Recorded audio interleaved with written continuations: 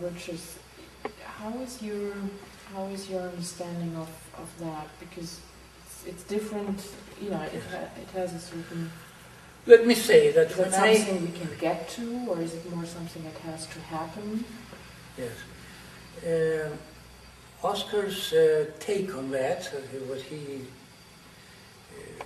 explained, was virtues are qualities of the essence. They are spontaneous. They cannot be imitated. At the same time, there were some certain postures that he practiced, and we should try to be virtuous. And we try to. So how can you solve this paradox that they are they're spontaneous, and still you have to do something about?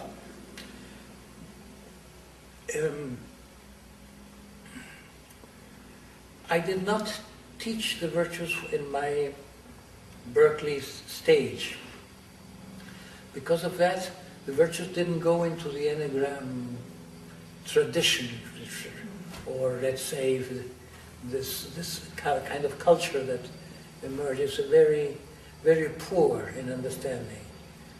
I didn't feel ready. I was using it, but without mentioning the names. I was using it because to some extent I took the role of a taskmaster. I had a lot of authority in that group. People, I remember when I visited Muktananda's ashram during a session when he was in Oakland, living there, and I was impressed how he only have to suggest something, and his suggestions became orders. And I remember a friend I had made in his ashram says, Baba suggested I get married to so and so, so I'm going to do that. See, it's married to so and so, not just to get a suggestion to get married, but married to this lady. So when somebody becomes an object of great faith or positive transference, however you call it, it comes with a possibility of influence, and I used a little bit that influence, but without putting it in the form of a format. You need to practice humility, you need to practice this or that. Like in my conversations in a group situation, I would reflect this or that to this person, maybe you try to do this or that. And I'm glad I did not become more specific, because seeing how things become dogmas, it would become now too flat. Now I don't even speak so much of virtues, but I invite people for a prolonged reflection on what was the, as we call it in the Sevilla Symposium, the gesto reparador. If there's a way of being in the world which is a sick gesture, as a neurotic gesture, what's the gesture that would be the mirror image of that? What would be how would you heal that healing gesture? That approach to things. What would be what feels? And I try not to get stuck in the words of the virtues so much, because whatever the word is, detachment, humility, it can become a stereotype, it can be a form of abuse, it can get in the way of finding something more specific and more subtle. It's like the word God. I think for many people God is an obstacle. They cannot get to God because they have an idea of God. And then, so that sounds also that as if you lead people to find out themselves.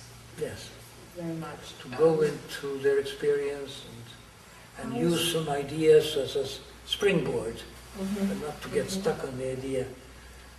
And how does this enter the Sat work, which is your work, which is a work on 4 modules over a certain time, several years, with many different ingredients? As you said, it's not only the psychology of inner types, there are many more things in it. Yes.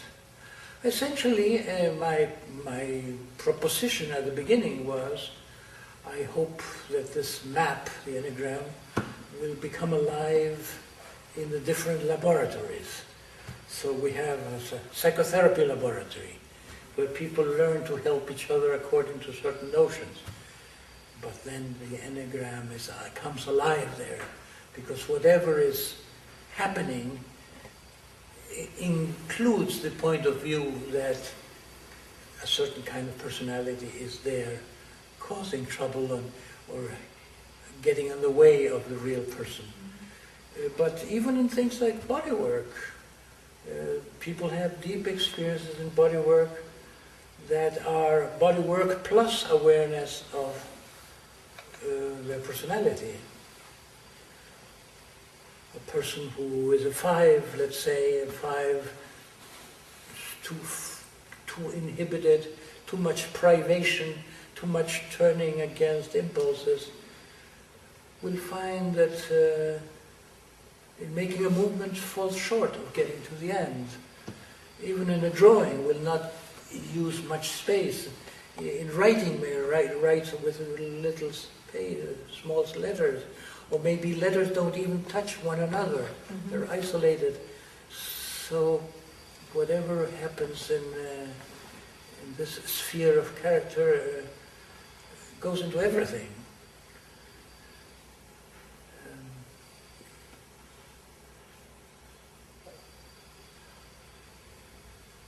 So I try to make something that has many facets, and that there's a facet for negative emotions and a facet for positive emotions too.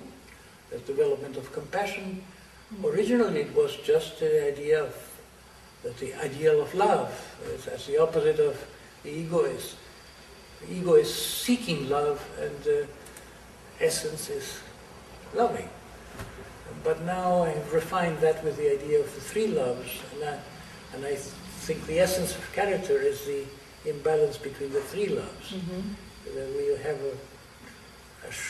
we should have a living tripod.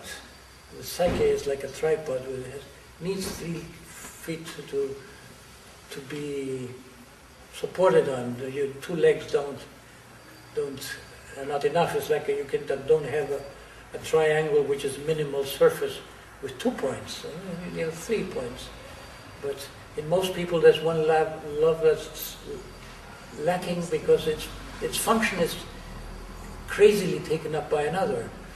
So instead of having eros, some people, instead of seeking the animal way for delight, for pleasure, they are praying to God, make me happy, God. There's a kind of hope for ecstasy from heaven.